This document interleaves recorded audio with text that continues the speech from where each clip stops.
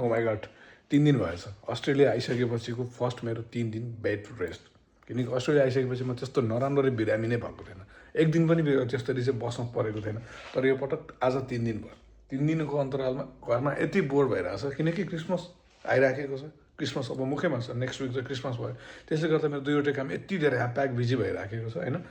त्यो बडीले रेस्ट पाउने अवस्थै थिएन त्यो काम गर्दा गर्दै बक्लके क्या यस्तो बिरामी भयो होइन यो पुरै ड्राई फेस एकदमै यो बडी एकदमै पेन भएर घाँटी एकदमै ड्राई भएर होइन इभन कि मार्केटमा गएर ज्वानो किनेर ल्याएर अदुवा किनेर ल्याएर त्यसमा मैले तातो पानी उमालेर खाएर अलिकति रिकभर भइरहेको छ इभन म अहिले फेरि पनि तातो पानी ज्वानो हालेर बेसार हालेर अदुवा हालेर खाने बनाएको छु ज्वानोसँग जोडिएको एउटा नयाँ किस्सा छ मलाई लाग्छ ज्वानो भनेको चाहिँ त्यो अङ्गुरको दाना जस्तो हुन्छ होला होइन त्यो चाहिँ पिन्ने होला अनि त्यसपछि त्यसलाई चाहिँ अब पिनेर त्यसलाई त्यो धुलोसुलो बनाएर तताएर खाने होला भन्ने सोचेँ ज्वानो यसरी आउने रहेछ मतलब प्याकेटमा थिएँ मैले सिसीमा हालेको होइन यसरी आउने रहेछ यसलाई चाहिँ मैले हालेँ होइन अनि जाउलो पकाउन खासै आउँदैन थियो होइन अस्ति जाउलो पकाउने कोसिस गरेँ जाउलो कसरी पकायो भने तेल हालेँ मस्त जसरी तरकारीमा पहिला किनकि सन्चो नहुँदा त अलिकति हामीले स्पाइसी कमहरू खानुपर्ने ओइली कम खानुपर्ने हुँदैन मजाले तेल हालेँ तेल हालेपछि प्याज भुटेँ जसरी हामीले सब्जी पकाउँछौँ त्यसै गरी नै क्या अनि प्याज भुटेँ त्यसपछि मैले मसला हालेँ मसला भुटेँ अनि त्यसपछि गुलभेडाहरू काटेँ हालेँ पर्पर भुटेँ त्यसलाई रातो बनाइसकेपछि अनि मसँग केराउको दाना टाइपको पनि दाल थियो त्यसपछि कालो दाल थियो पहेँलो दाल चाहिँ थिएन मैले हिजो मात्रै ल्याएँ होइन अनि त्यो हालेँ त्यसलाई पनि भुटेँ एकछिन छोपेँ त्यसलाई अलिकति बोइल टाइपको भइसकेपछि चाहिँ अनि चामल हालेँ अनि सिटी लगाएँ क्या हेर्दाखेरि चाहिँ कस्तो भने फ्राइड राइस भन्दा पनि दामी भइरहेको थियो क्या खाँदाखेरि यस्तो दामी भएर त गाली खाइयो नि त म बेसार हाल्न जाँदैछु होइन म चाहिँ बेसार छ त्यसपछि ज्वानो छ अनि त्यसपछि अदुवा छ अलिकति नुन पनि हालेको छु यसलाई चाहिँ पिउनु पर्ने हुन्छ मैले अनि बिरामी हुँदाखेरि चाहिँ प्रायः घरको सदस्य मात्रै सबभन्दा बढी मिस गरिन् भनेको चाहिँ मम्मी नै रहेछ चाहे त्यो ए आमा अलिकति ज्यान दुख्यो भने मम्मी भनिन्छ नि लाइक त्यो टाइपको चाहिँ हुने रहेछ सायद सबैको त्यही हुन्छ होला किनकि प्रायः ड्याडीहरू घर बाहिरै अब आफ्नो फाइनेन्सियलहरू मिलाउनको लागि काममा बाहिर निस्केका हुन्छन् र घरमा बढी ग्रहणी भनेको त मम्मी नै हुन्छन् अनि आफ्नो छोराछोरी बिरामी हुन्छ हाउ टु केयर होइन कसरी केयर गर्ने भन्ने कुरो त मम्मीलाई त थाहा हुन्छ नि होइन त्योहरू पनि बढी चाहिँ मम्मीलाई नै याद हुने रहेछ सो अब चाहिँ म यसलाई पनि भाँडा मार्न जाँदैछु होइन भाँडा मार्दा चाहिँ मलाई लास्ट इयर रमाइलो लाग्न चाहिँ हिजो चाहिँ मलाई एकदमै सन्चो थिएन खाइसकेपछि होइन गएर सुत्छु रेस्ट गर्छु किनकि औषधि खाइसकेको थिएँ 500 mg त्यो औषधिले अलिकति प्रेसर दिन्छ नि त त्यो भएर नि भोलि नै मार्छु भनेर राखेको थियो होइन भने म प्रायः जहिले खाना पकाउँछु जहिले खान्छु म त्यही दिन सबै यो भाँडा मार्देर चुलो सफा गरेर टेबल सफा गरेर मात्रै सुत्न जान्छु तर अलिकति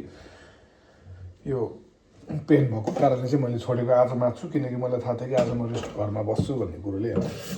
अब सुरु गरेँ भाँडा मार्जुन्जेल चाहिँ बेसार पानीहरू उम्लियोस् भनेर छोडिदिइराखेको छु एटलिस्ट 5-7 मिनट भयो नि राम्रो पाकोस् भाँडा पनि माझ्यो होइन अब चाहिँ पहिला बेसार पानी खान्छु ज्वानो पानी खान्छु अनि मात्रै खाना खान्छु होइन यो पनि रेडी भयो एस बाक्लो भएछ अनि यो चाहिँ चौटे सुता चोपाएर निल्नु पर्छ भन्ने आदेश आएको छ क्यारे होइन बस यो चाहिँ मलाई मन पर्दैन क्या ओके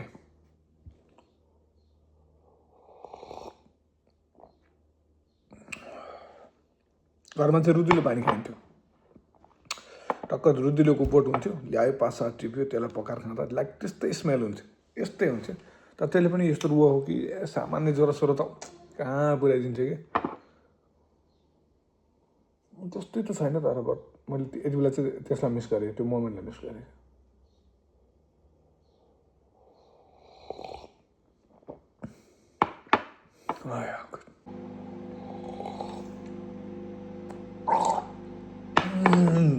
अर्को एउटा हाँसो लाग्दो कुरो के छ भने एउटा मटन करी भयो खासमा खुट्टी लिन गएको थियो खुट्टी पाइएन नेपाली पसलमा खुट्टी सकेको भएर अनि मटनै उठाएर ल्यायो अलिकति स्पाइसी कम एकदमै यो बिरामीलाई खाने जस्तो सुप मात्रै बनाउनको लागि भनेर त्यो टाइपको सुप टाइपको बनाएको छु अनि यो एउटा भयो मैले यसमा अस्ति बेलुका गद र चना भिजाएको थिएँ गद र चनालाई के ठाउँमा हालेर अनि त्यसको जस्ट सुप खानको लागि अलिकति तागतिलो हुन्छ भनेर यो टाइपको बनाएको थिएँ होइन यो चाहिँ मैले आफ्नो हिसाबले रेसिपी रेडी गरेँ मटन करी चाहिँ यो चाहिँ हाम्रो झोल मोमो सौरभको भिडियो हेरिरहन्छु म होइन उसको भिडियोलाई उसको रेसिपीलाई मैले फलो गरेको थिएँ क्या यो गेडागुडीको सुप चाहिँ कसरी बनाउने भन्ने कुरामा होइन तर अनि नडाडी भन्दाखेरि मटनको सुप भन्दा पनि गेडागुडीको सुप बढी मिठो भयो क्या यसको लागि चाहिँ मलाई भन्दा पनि सौरभलाई थ्याङ्क यू भन्नुपर्छ होइन उसको रेसिपी नै यस्तो दामी हुन्छ राम्रो बनाउँछ उसले होइन एकदमै दामी लाग्छ मलाई उसको भिडियोहरू अनि क्या अब यसलाई मैले खानुपर्ने हुन्छ पहिला त गेडागुडीको सुप खाइदिउँ मलाई पनि धन्यवाद किनकि फलो त मैले गरेको नि सो मेरो चाहिँ मेडिसिन खाने टाइम भयो होइन त्यो हिसाबले पनि मैले खाना खान लागेँ फ्रिजको चिसोहरू केही पनि खाइरहेको छैन लाइक अब त्यो गाजरहरू काँक्रो होइन दहीहरू प्रायः म दही खाइरहेको हुन्छु दहीमा पानी हालेर मही जस्तो बनाएर खाइरहेको हुन्छु अहिले चाहिँ यो घाँटीको समस्याले गर्दाखेरि चाहिँ सकेसम्म फ्रिजभित्रको नखाउँ भन्ने सोचेर गरम गरम नै खाइराखेको छु होइन दाल भात पावर 24 आवर भनेर बोलाइदिने हो दामी घर बस्दा चाहिँ यति धेरै बोर हुने रहेछ के गर्ने सो सुतौँ भने बढी अझै धेरै गाह्रो हुन्छ भोलिको लागि कामको लागि किनकि मलाई आजसम्म मात्रै रेस्ट टाइम हो भोलिबाट मेरो कन्टिन्यू ट्युसडे टु सन्डेसम्म कन्टिन्यू काम छ होइन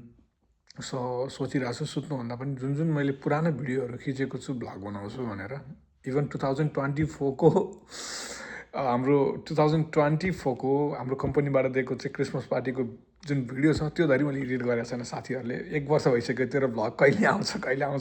भनिरहेको छ इभन 2025को क्रिसमस हाम्रो जनवरी 27मा छ इभन दोस्रो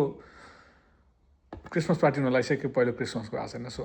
मलाई लागिरहेको छ कि म आज त्यो भिडियो चाहिँ भ्लग गरेर के अरे एडिट गरेर साथीहरूलाई पठाइदिउँ जस्तो लागिरहेको छ सो लेट्स सी फेरि भर्खरै खाना खाएँ यो औषधिले गर्दाखेरि अलिकति फेरि झ्याप्प पनि बनिरहेको छु हेरेर के हुन्छ सो गाइस अहिले चाहिँ म सुत्छु होइन भिडियो चाहिँ म उठेर एडिट गर्छु ल